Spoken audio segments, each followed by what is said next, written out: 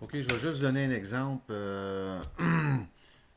du fameux droit à la sûreté de sa personne, parce que ça n'a pas l'air clair encore une fois. Pourtant, ça fait 4 ans que j'essaye de simplement dire au monde pourquoi on a droit à la sûreté de sa personne. OK?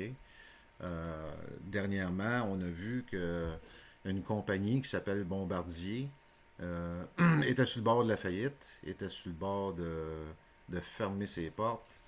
Et pour rester en vie, cette compagnie-là devait demander au peuple québécois de leur donner 1,3 milliard. C'est peut-être 1,4 milliard le chiffre, mais peu importe le chiffre, c'est pas vraiment ça l'important.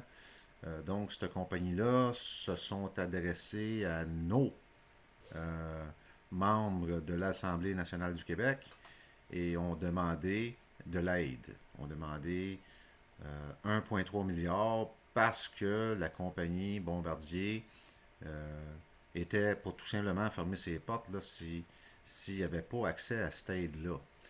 Donc, nos élus, ceux qui nous représentent à l'Assemblée nationale du Québec, avaient une décision à prendre, à savoir si, oui, ils vont prendre notre argent, c'est-à-dire les fonds publics,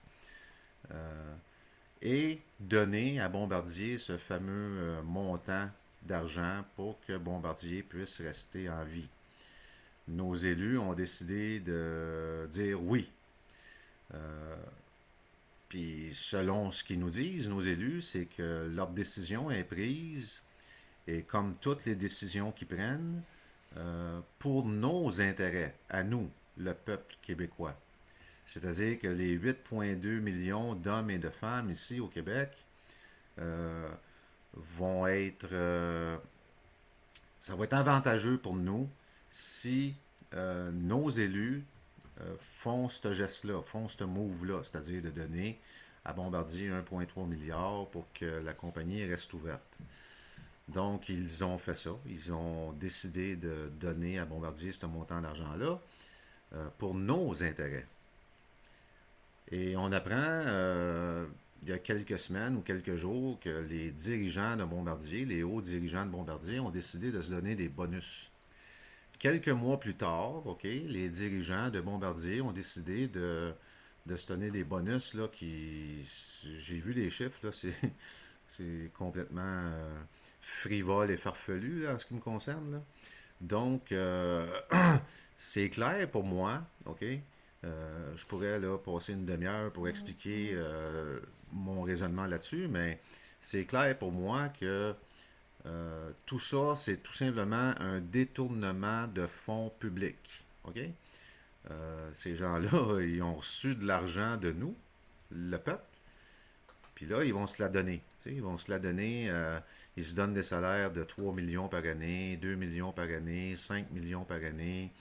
Et ils ajoutent à ça des bonnies.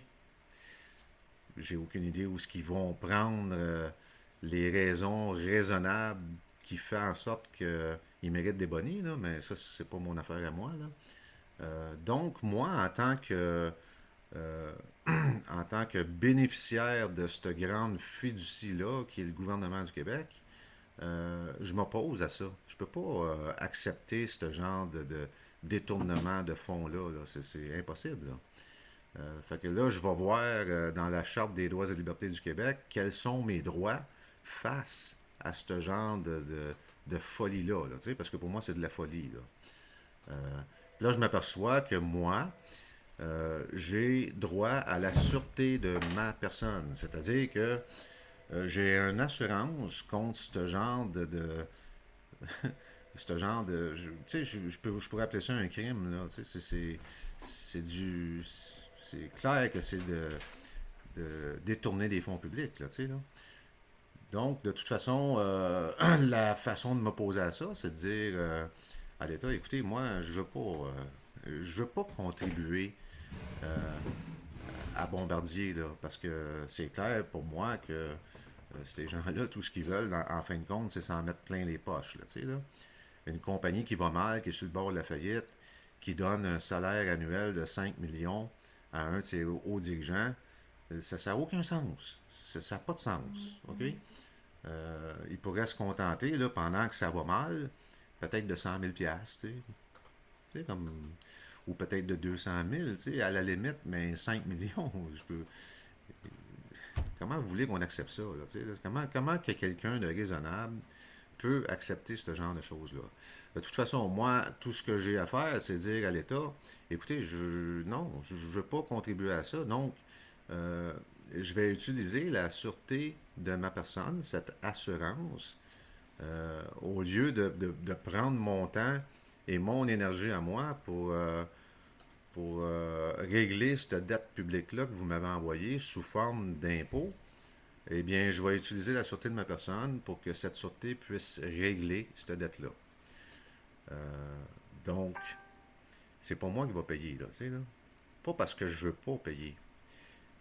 Parce qu'il y a présentement des choses qui se passent au gouvernement qui me semblent hostiles envers le peuple, qui me semblent, tu sais, du détournement de fonds, c'est pas correct, là, tu sais, c'est pas quelque chose de correct. Donc, au lieu de utiliser mon temps et mon énergie pour le donner à Bombardier, mais le bill que Revenu Québec ou Revenu Canada vont m'envoyer, je vais tout simplement leur dire, écoutez, pour cette fois-ci, je ne vais pas acheter cette dette-là.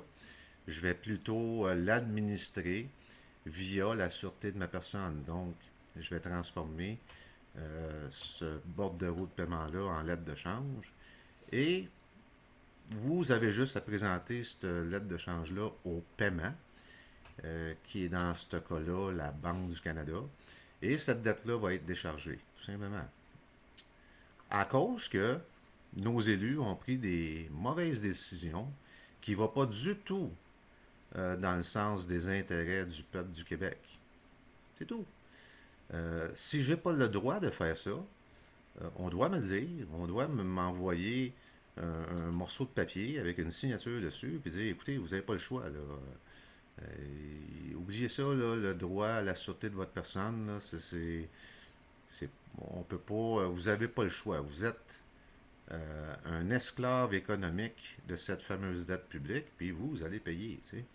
Puis voici votre règlement, on le refuse, et payez.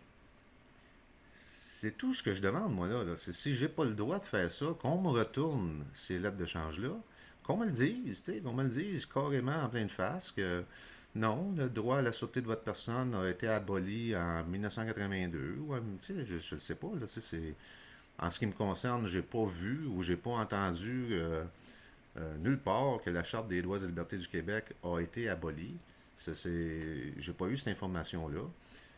Si c'est le cas, faites juste me le dire. De toute façon, j'attache toujours une petite note à ces lettres de change-là, vous disant que si c'est refusé, juste me retourner et je vais payer. Je promets de le faire. Puis en même temps, je vais comprendre qu'on on est tous devenus des esclaves économiques de la dette publique, puis c'est tout, là. C'est pas comme un. Pas besoin d'en faire un drame, là, tu sais. Juste me retourner ça, refuser. Vous savez que ils me retournent pas ces lettres de change-là, là. Ils les gardent, ils font semblant que jamais. Tu sais, ils font semblant que j'ai rien fait, là. Ils font semblant. Ils vous font à croire que je veux pas payer mes impôts, là. C'est grave, là. Allez voir sur le site, sur le groupe La Sûreté de sa personne. J'ai jamais dit à personne de ne pas payer ses impôts, moi, là. J'ai jamais dit ça à personne. J'ai jamais encouragé les gens à ne pas faire leur déclaration d'impôt. D'ailleurs, j'ai peut-être une cinquantaine de témoignages que j'ai reçus, là, signés, qui dit totalement le contraire. Fait que, arrêtez ce que j'ai découvert avec la Charte des droits et libertés du Québec, c'est pas ésotérique. Y a rien. J'ai juste découvert que j'avais un droit fondamental qui me permettait de m'opposer à la corruption, au détournement de fonds et aux mauvaises décisions que nos élus peuvent prendre. C'est tout. Puis si jamais on se met à utiliser nos droits fondamentaux ici au Québec, mais c'est clair que nos élus pourront plus prendre ce genre de décision hostile envers le public. C'est tout. C'est pas compliqué, là. Je ne sais pas comment. Je sais pas comment l'expliquer mieux ou. Puis si jamais c'est pas vrai ce que je dis, si jamais euh, c'est pas vrai qu'on a le droit à la sûreté de sa personne, si jamais c'est pas vrai que tout être humain possède une personnalité juridique, mais il faut l'enlever dans la charte, là. C'est écrit comme ça dans la charte que tout être humain possède une personnalité juridique. J'ai pas pris ça dans mon. Écoutez, là, allez lire la charte, Monsieur Vincent Larouche, là, je sais pas, là. C'est pas long, allez, là, c'est l'article 1, là, c'est vraiment pas long. Ça prend 8 secondes, lire ça, là. C'est écrit en français, puis c'est écrit comme ça, là. Tout être humain possède une personnalité juridique. Allez voir par la suite la définition du mot posséder, puis c'est tout. C'est pas compliqué, là. Écoutez, là, ça devient un peu. Comment je pourrais dire? Ça devient un peu ridicule, là, cette histoire-là. Là.